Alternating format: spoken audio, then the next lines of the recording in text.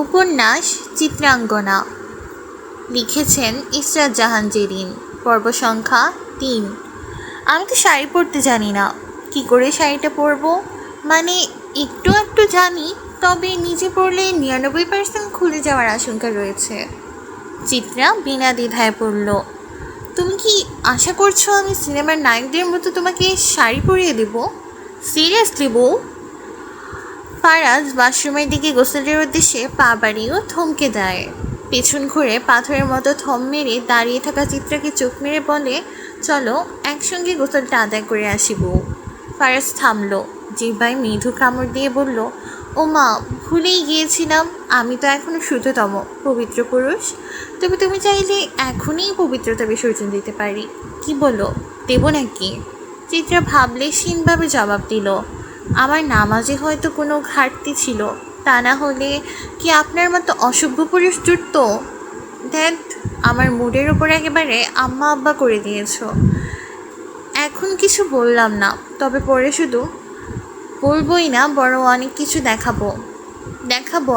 আর ফারাজ থামে, বাঁকা হাসলো, তারপর গুনগুন করতে করতে ওয়াশরুমে চলে গেল। চিত্রা নির্বাক চোখে চেয়ে রইল তার যাওয়ার পথে। লোকটাকে বোঝা চিত্রার জন্য দায়, তবে দায় তো হবেই। এতগুলো বছরে সে আজও নিজেকে ঠিক করে চিনতে পারল না, বুঝতে পারল না।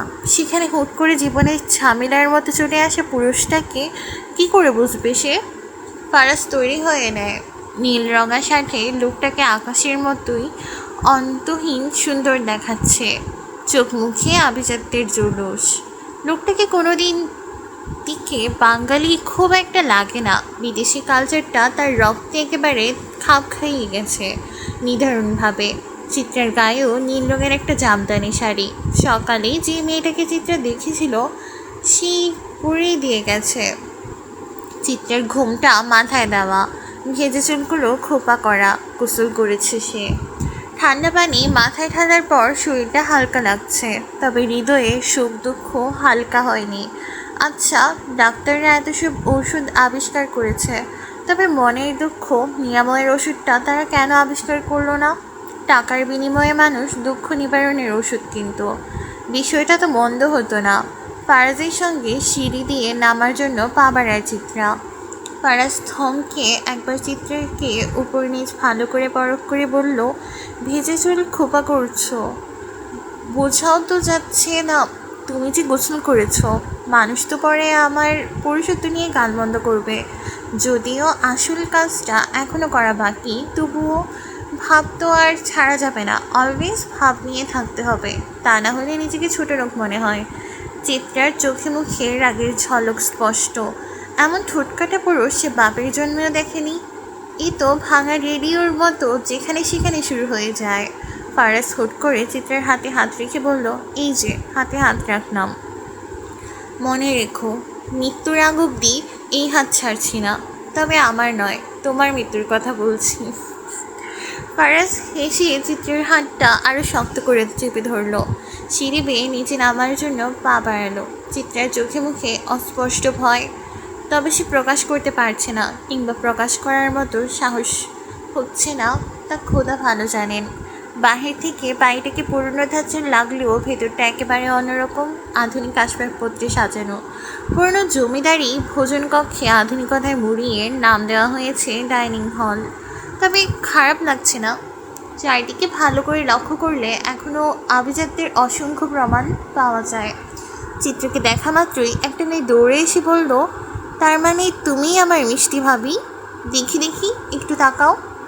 বা আরও কিছু বলতে গিয়েও মেয়েটি থামার যদিও একটা কারণ আছে, আর সেই কারণটা ফারাজের শীতল চাউনি।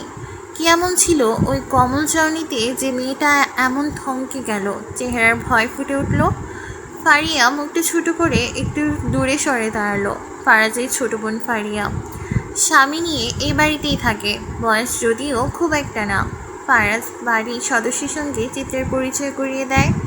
এই বাড়ির আসল কর্তা সুলেমান এলাহি, ফারাজের পিতা তিনি। এখানকার চেয়ারম্যানও মানুষটাকে মান্য করে চলে। নেহাত লোকটি ভালো মানুষ। ফারাজের বড় ভাইয়েরা আপাতত বাড়িতে নেই, মাছের আড়তে গিয়েছে। এলাহি পরিবারের মাছের ব্যবসা, তবে ছোটোখাটো নয়, অনেক বড়। দেশে বিদেশে তাদের মাছের কারবার চলে। ফারাজের বড় ভাই রাজন এলাহি এবং মেঝো ভাই রৌশন এলাহি রাতে এই কাজে বাহিরে গিয়েছিল, তবে এখনও ফেরেনি। ফারাজের মা রোমানা এলাহির সঙ্গে চিত্রার প্রথম সাক্ষাৎ বেশ ভালো হয়। রোমানা চিত্রার মতো বই ছেলের জন্য চেয়েছিলেন, তবে ফারাজের চাচাতো বোন নিরুপমা কি কেমন যেন গায়ে পড়া লেগেছে, খানিকটা আবার অভিমানীও। খাবার টেবিলে নিরু ফারাজের গা ঘেঁষতেই দাঁড়িয়েছিল, তবে কারো সঙ্গে কোনো কথা বলেনি, এমনকি চিত্রের সঙ্গেও নয়। তাতে আবার চিত্রের কিছু যায় আসে না। তবুও চিত্রা সকলের মাঝে প্রথম সাক্ষাৎে খুব একটা অস্বস্তি বোধ করেনি। এবারের মানুষগুলো আসলেই বেশ মিশুক। কথায় কথায় তারা চিত্রাকে এমনভাবে আপন করে নিয়েছে যেন তাদের সম্পর্ক বেশ পুরনো। একেবারে সবাই ফারাজ এলাহির বিপরীত। বাড়ির পুরুষেরা খাবার টেবিলে বসেছে। পুরুষ বলতে আপাতত সুলেমান এলাহি আর ফারাজই এখানে উপস্থিত। খাবার টেবিলে খাবারে ভরপুর। গরম গরম ঘিয়ে ভাজা পরোটা করা হয়েছে, ফারাজের খুব পছন্দ। চিত্রা কাচুমাচু হয়ে ফারাজের পাশে দাঁড়িয়ে আছে। সে কাজ করতে চেয়েছিল, তবে সবার এক কথা, নতুন বউ যেন কাজ না করে। বাড়িতে কাজের মানুষের অভাব আছে নাকি? তুমি দাঁড়িয়ে আছো কেন? বসো, তোমার স্বামীর পাশে বসেই খাবে তুমি। ফারাজ চিত্রাকে তার পাশে বসতে ইশারা করলো। বাড়ির সবাই তাতে একটু চোখ মুখ কেমন করে তাকালো। পরক্ষণে সবাই স্বাভাবিক হয়ে যার যার কাজে মন দিল। চিত্রা অস্বস্তিতে পড়ে যায়। বাড়িতে এতগুলো মহিলা মানুষ আছে, তাদেরকে রেখে এসে কী করে বেহায়ার মতো খাবার খেতে বসে পড়বে? তাছাড়া রাজনের স্ত্রী নদী এই তো কিছুক্ষণ আগেই চিত্রাকে বলেছিল এই বাড়িতে পুরুষেরা খাওয়ার পরেই নারীরা খাবার খায়। বসো, গলা ভারী করে ফারাজ বলল, এ যেন শান্তভাবে হুমকি দেওয়া। আরে আম্মা যান, বসো বসো, ফারাজের পাশেই বসো। এই কে? কই আসুন, আমার বৌমায়ের খাবার দে। ঘরের লক্ষ্মী যেন অসন্তুষ্ট না হয়। সুলেমান এলাহির বিনয়ী কণ্ঠ চিত্রার বুকে পাটল ধরালো। তাকে কেউ এভাবে আম্মাজান বলেনি।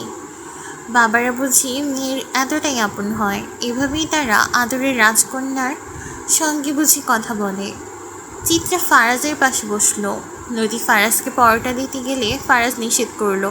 ভাত দেন বাবি, ভাতের ক্ষুধা পেয়েছে। ঘিয়ে ভাজা পরোটা মিসেস ফারাজ এলাহিকে দেন। নদী অবাক হলো। বাপরে, দেবর আমার পুরোই বদলে গেছে। ফারাজ জবাব দেয় না। তার সামনে ভাত তরকারি সাজানো। ফারাজ খাবারের প্রতিটি পদকে একবার দেখল। বলল, কলিজা বোনা কই ভাবি? সকালেই কলিজাটা এনেছিলাম, ওইটা ভুনা করতে বলেছিলাম না, করেননি? নদী কিছু বলার আগেই মোহনা কলিজা বোনার বাটির টেবিলের উপর রাখলো। বড় এক চামচ করে ভুনা তুলে দিল ফারাজের পাতে। আজকে আমি রান্না করেছি, খেয়ে মতামত কিন্তু অবশ্যই জানাবে। ফারাজ মোহনার দিকে তাকায়। স্লিভলেস একটা ব্লাউজ দিয়ে ফিনফিনে পাতলা একটা শাড়ি পরা, কমর অবধি ছেড়ে রাখা কোকড়া চুলগুলো বেয়ে টুপটুপ করে জল পড়ছে। ডাগর আঁখি, নিচটা কালো কাজল মোড়ানো, ঠোঁটে রোজকার মতো মেরুন রঙের লিপস্টিক, কপালে টিপ। ফারাজ মুহূর্তেই চোখ নামিয়ে ভাত মাখাতে শুরু করলো। অনুভূতিহীন চেহারা তার। সে নিঃশব্দে বড় বড় লোকমা মুখে দিয়ে গিলছে। দেখে মনে হচ্ছিল বিশাল কোনো কাজ করে এসে সে ক্ষুধার্ত, কিংবা বহুদিন ধরে খাওয়া হয়নি। চিত্রে নিজের খাওয়া রেখে ফারাজের দিকে তাকিয়ে থাকে। হাতের ব্যান্ডেজটা গোসলে যাওয়ার আগেই খুলেছিল। ক্ষত বেশ গভীর। সেই ক্ষত নিয়েই অনায়াসে ভাত খাচ্ছে। মোটেও যন্ত্রণা হচ্ছে না তার। মনে হচ্ছে এসবে সে অভ্যস্ত। চিত্রা খাবার গিলতে গিয়ে আর চোখে আরও একবার মোহনাকে দেখবার চেষ্টা করলো। অপরূপ সুন্দরী মহিলা, চোখ ধাঁধানো রূপ। ইনি তাহলে রোশন এলাহির স্ত্রী। পুরোটা ভাত শেষ করতে পারল না ফারাজ। ফোন আসার সঙ্গে সঙ্গে ভাতে পানি দিয়ে চলে গেল। তবে যাওয়ার আগে রুম থেকে একটা ওষুধ এনে চিত্রের হাতে দিয়ে কড়া করে বলল, ব্যথার ওষুধ এটা। বলেছিলাম না আসার সময় এটা নিয়ে আসবো। তোমার শরীরের ক্ষতচিহ্নের অভাব নেই, যন্ত্রণা হয় তাই না? এটা খেয়ে নিও, ব্যথা সেরে যাবে। চিত্রা আরও একবার অবাক হলো। মানুষের মধ্যে কি এমন আছে, তাকে নিয়ে এত কৌতূহল কেন যাচ্ছে? এই মনে হয় লোকটার লজ্জা শরম নেই, আবার এই মনে হয় লোকটা একটা নরপিশাচ। তবে এখন মনে হচ্ছে লোকটার ভিতরে কিছু তো একটা আছে। চিত্রা বেলকনির রেলিং ধরে দাঁড়িয়ে সেই পুকুরের কালো জলের দিকে তাকিয়ে আছে। চোখে তার জল টলমল করছে। যে করেই হোক তাকে একবার হলেও বাজিতপুর যেতে হবে, সোহাগের মুখোমুখি হতে হবে। কেন সোহাগ সেদিন বাঁচাতে আসলো না তাই চিত্রার? কার কথা ভাবছো? চিত্রা ঘাবড়ে যায়, ঘাড় ফিরিয়ে মোহনাকে দেখতে পায়। ভাবি, আপনি? তোমার স্বামী ঘর না মানে তোমার ঘরে আসা মানা বুঝি? ছি ছি, কি সব বলছেন এসব ভাবি? মোহনা কালো জলের দিকে তাকিয়ে নিঃশ্বাস নিংড়ে দিয়ে বলে, এই বাড়িতে বিড়ালের অভাব নেই, মাছ দেখলেই হুমড়ি খেয়ে পড়ে। ওসব বিড়াল থেকে তুমি সাবধানে থাকবে, বোঝোই তো। বুনো বিড়াল কখন আবার মাছ ভেবে তোমার উপর আক্রমণ করে বসে, তখন বাঁচা মুশকিল হয়ে যাবে। লাশ কি করবো ভাই? আগে লাশের পেট ফোটা করবি, তারপর 8 মণ ইট বাবি লাশের গায়ে। তরি যেন প্লাস্টিকের হয়। ইটের গায়ে ফুটা করা আছে না যে ভাই? আছে। ইটের ফুটা দিয়ে ভালো মতো ধরি ঢুকাবি, যাতে ইট সহজে ছুঁইটা না যায়। কাজটা মনোযোগ দিয়ে করবি কইলাম। যদি কোনো ভুল হয় তাইলে তোর পেট কাইটা মেঘনা নদীতে ভাসাই দিব। কথাটা মগজে ভালো কইরা ঢুকাইয়া রাখ। লোকটা ফোন কাটতে যেও কাটল না, আবার বলল, নারায়ণগঞ্জে নিয়ে ফেলবি আজকে রাতের মধ্যেই। লাশ যেন পচে না। লাশের পচন পছন্দ না আমার। দরকার হইলে লাশে আপাতত বরফ দিয়া রাখ। আর যা করবি সাবধানে। লোকটি ফোন রাখলো। মইন একটা ফাঁকা ঢুকিল। সেখানে নতুন এসেছে। এখনো কাজের অনেক কিছু তার শেখার বাকি। পাপ কাজের সঙ্গে জড়ানো সহজ, তবে জড়িয়ে গেলে এসব ছেড়ে বেরিয়ে আসা সহজ না। তার আব্বা সদর হাসপাতালে ভর্তি, চিকিৎসার জন্য টাকার প্রয়োজন। আব্বার জন্য মইন এসব করতে পারে। জীবনের ঝুঁকি নিয়ে সে এখানে এসেছে। এভাবেই তো আর সে মরে যেতে পারে না। তাদের কর্তা, তাদের নেতা এখন ট্রলারে নেই। সে রাতের বেলা আসেন, ঘুরে আবার চলে যান। গুরুত্বপূর্ণ কাজ ছাড়া আসেনও না। তবে মাঝে মাঝে আবার হুট করে তার আগমন ঘটে। মইন ব্রাশে পেস্ট লাগিয়ে দাঁত মাজতে মাজতে লুঙ্গি গিট ঠিক করে এখন তার কাজ নেই। কাজ সব রাতে। এখন সে সোজা হাসপাতালে যাবে তার বাবাকে দেখতে, সঙ্গে ছোট বোনটাকেও দেখে আসবে। মামারা যাওয়ার পর ছোট বোনটা সব একা হাতে সামলাচ্ছে। কখনো কোনো আবদার করেনি। যাওয়ার সময় হাতে করে কিছু নিয়ে যাবে আনছে। চিত্রের সঙ্গে অনেকক্ষণ যাবৎ খুঁটিনাটি কথা বলেছে মোহনা। বাড়িতে এত সব মানুষ থাকলেও বাড়ির বউদের হয়তো এভাবেই শুয়ে বসে সময় কাটাতে হয়। তবে চিত্রের শরীর ম্যাচম্যাচ করছে। ছোট থেকেই তার কাজ করার অভ্যাস। এমন কোনো কাজ নেই যা চিত্রা পারে না। এখানে আসার পর ঘরের মধ্যে বসেই থাকতে হয়েছে চিত্রাকে। তার শাশুড়ি রান্নাঘরে, নদীও রান্নাঘরে। তবে চিত্রাকে উনুনের সামনে আসতে নিষেধ করেছে রোমানা। গালে হাত বুলিয়ে বলেছেন, তুমি আমার ফারাজের বউ, আমার ছোট পোলার বউ। তাই তুমি আমার চোখে আমার ছোট মাইয়ার সমান। আমার মাইয়া ফারিয়াও কোনো কাম করে না এই বাড়িতে, তাই তুমিও করবা না। যাও যাও, এখান থেকে যাও। তোমার সুন্দর চেহারা তৈরি হয়েছে স্বামীর যত্ন নেওয়ার লাইগা। আমার পোলার সেবা যত্ন করাই তোমার ধর্ম। নিধিও রোমানার সঙ্গে সঙ্গেই ছিল। আর রুহি ব্যস্ত নদীর মেয়ে নুরিকে সামলাতে। বাড়িতে কি শুধুমাত্র এরাই থাকে? তবে সুলেমান এলাহি যখন বাহিরে যাচ্ছিলেন তখন তার সঙ্গে আরেকজন লোককে দেখেছে চিত্রা। বয়সে সুলেমান এলাহির থেকে হয়তো কিছুটা ছোট হবেন, তবে চিত্রের সঙ্গে তার পরিচয় হয়নি। লোকটিকে কিছু একটা নিয়ে অনেক চিন্তিত দেখাচ্ছিল। নীরু তোমার সঙ্গে কথা বলেনি বুঝি? মোহনা জিজ্ঞেস করলো। চিত্রার ধ্যানে বেঘাত ঘটল। সে বলল, না তো। করবেই বা কেমন করে? তার চাঁদে বসত করছ তুমি। মানে? মজা করলাম। আমি আবার রসিক মানুষ বোন, তুমি কিছু মনে করো না। চা খাবে?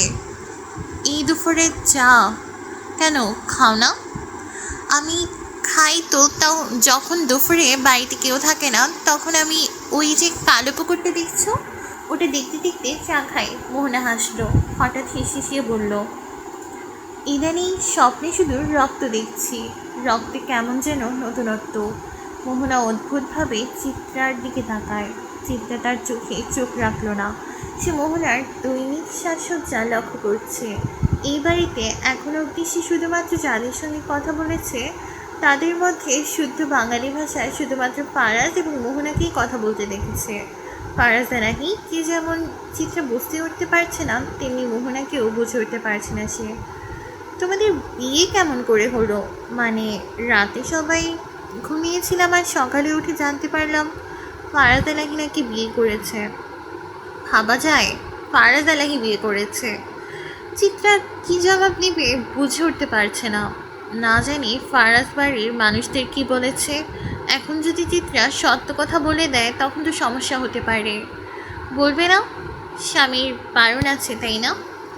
থাক, বাদ দাও। ভাবি, ভাই এসেছে, আপনাকে ডাকছে। দরজার সামনে দাঁড়িয়ে হাঁক ছাড়ল নীরু। তবে চিত্রার সঙ্গে কোনো কথা বলল না। চিত্রাও তেমন কোনো আগ্রহ দেখালো না। চাঁদ শব্দটা নিয়ে এখন এসে ভাবছে, বিষয়টা তার মাথায় ধরছে না। চলো চিত্রা, নিচে চলো।